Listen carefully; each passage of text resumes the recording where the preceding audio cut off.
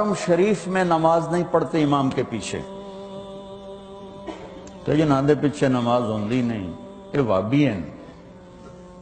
یہ دین مدینے سے آیا تھا یا ملتان سے آیا تھا؟ مکے سے آیا تھا یا لاہور سے آیا تھا؟ کیا ظلم و ستم ہے، وہ کس قدر جاہل۔ میں نے خود اپنے کانوں سے ایک کلپ سنا کہ مسجد نبوی کے امام کے پیچھے نماز نہیں ہوتی، یہ گستاخ رسول۔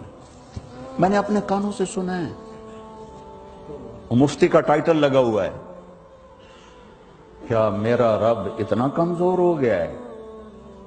میں تو اپنی مسجد میں اپنے کسی مخالف کو کھڑا نہیں ہونے دیتا ہوں۔ تجھے تے کھلو مڑ دو گے کسی تو میرا رب اتنا کمزور ہو گیا کہ اپنے حبیب کے مصلی پر اسی کے گستاخ کو کھڑا کر دیا۔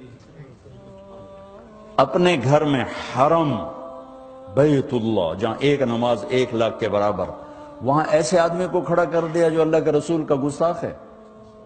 نہیں بھائیو، یہ ان بھائیوں کو کسی نے گمراہ کر دیا ہے، کسی نے بھٹکا دیا ہے۔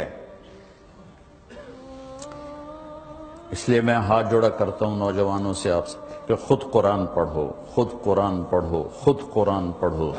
چونکہ ترجمے موجود ہیں، ہر زبان میں قرآن کا ترجمہ پڑھو تا صحیح، میرا رب کی آکھی جانا، کھول کے نہیں دیکھتے ہو۔